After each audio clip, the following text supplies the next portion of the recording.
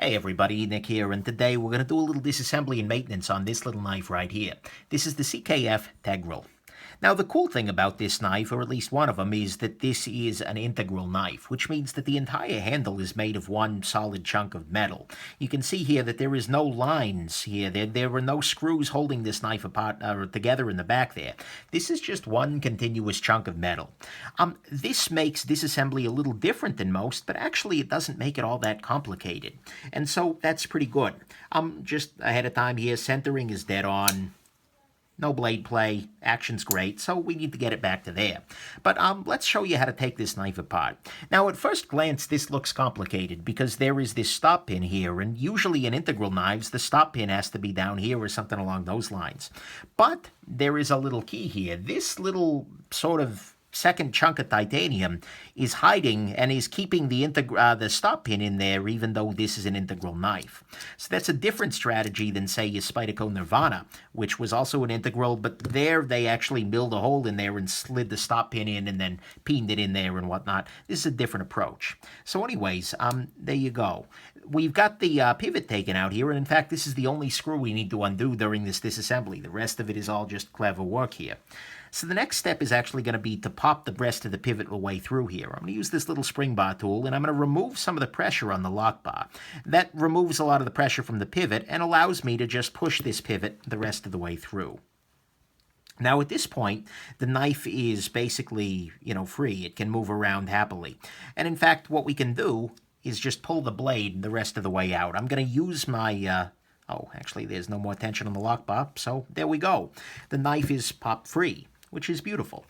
We could go ahead and remove this little flap here and then drop in the stop pin. And in fact, we're going to do that, which is just, because this is titanium, we don't need to worry about it, but it's easier to reinstall the blade with the stop pin out. But anyways, there we are. The knife is disassembled. That was actually surprisingly easy. Like I said, integrals seem like they should be really complicated, and in some cases they are. Lion Steel makes their integrals with a fair amount of kind of pinch to them, and that causes pain and suffering when you go to reassemble it, but by and large, they can be very nicely, very gracefully done, and this is one of those cases.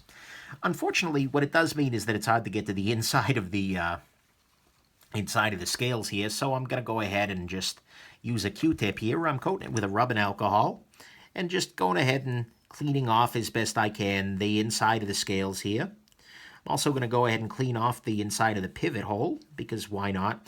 And then while I've got the blade out of here, and I'll go ahead and clean off the inside of the rest of the knife as well.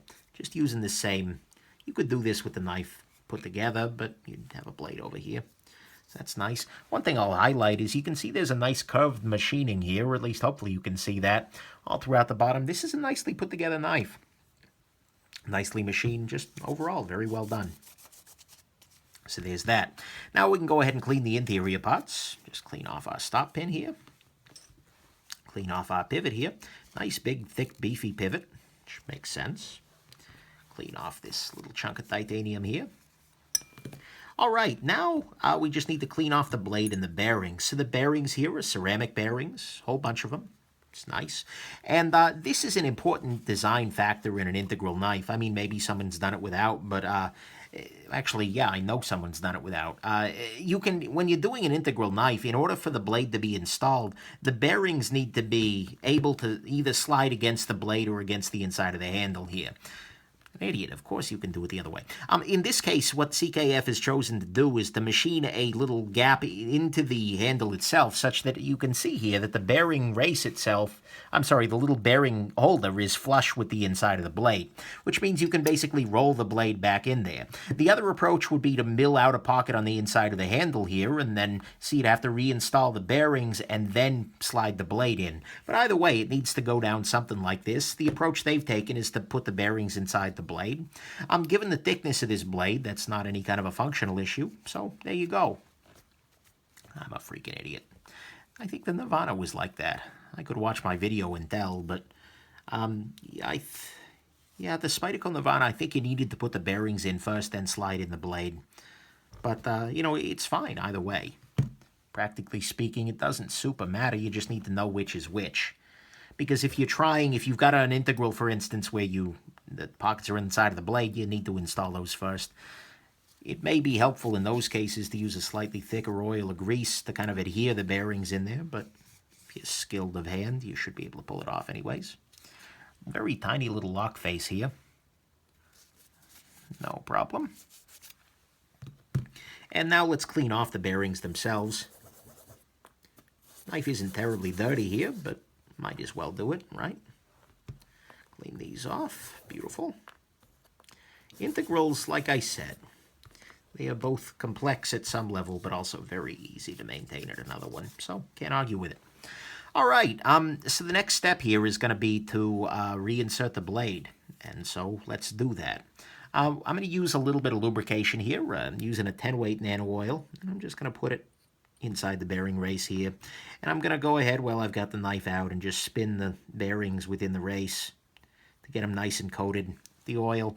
And then making sure I've got a finger on the backside to keep the bearings in over there, although I guess they could drop back out, whatever. Do the same thing on the other side here. So at this point, the knife is ready to be reassembled. And so the way I actually want this to be the other direction. What I need to do is basically reunite them in this manner. With the bearings held in, I need to just get the blade itself between the two prongs here, and so indeed I have. You will always have interference from the lock bar here, and so I'm going to need to carefully manage the lock bar tension. But my next step, given that this insert is installed on the bottom here, is to just drop in the pivot. I'm going to go ahead and lubricate the pivot a little bit here, and drop that through. I'm going to give it a little bit of a spin as I'm doing that, just to distribute the oil a little more evenly. Now what I got to do is get everything in alignment. In this case, because the stop pin isn't in, the pivot wants to slide in a lot more readily. And it has indeed already. However, we do need that stop pin because this is a little bit of vertical blade play that we're not interested in having. So in order to do that, make sure everything's in there, what we need to do is actually apply a little bit of downward pressure onto the lock bar there, which will, because if we tried to put it in here, then there wouldn't be enough clearance for the stop pin to drop in. Now I can just drop in the stop pin, and it drops in beautifully. And now I just got to set this guy in there. And now I just got to put the knife back together. And in this case, putting the knife back together involves tightening a single screw, which I do love. Integrals, when they're done right like this, are so damn nice to disassemble and maintain.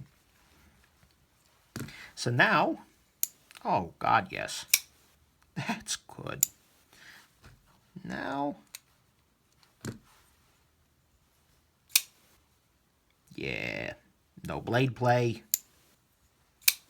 The one thing I am actually going to do is put a little tiny bit of lubrication onto the detent ball path. I should have done that, frankly, while the knife was disassembled there, and lubed up the detent ball hole a little bit, and actually I still can. It's the advantage to having a needle tip applicator like this. I can just dive in right here, put a little bit in there. That'll help me lubricate the detent ball path, which interestingly you can see comes outside the knife itself. Oh yeah, that's solid. Knife closes beautifully, centering is great. We're done. 8 minutes and 41 seconds. See, when an integral is done right, it's done very right. And it's a beautiful thing. Alrighty, keep an eye out for the full review coming up here soon. Hope this was interesting. Have yourselves an absolutely wonderful rest of your day. Bye now.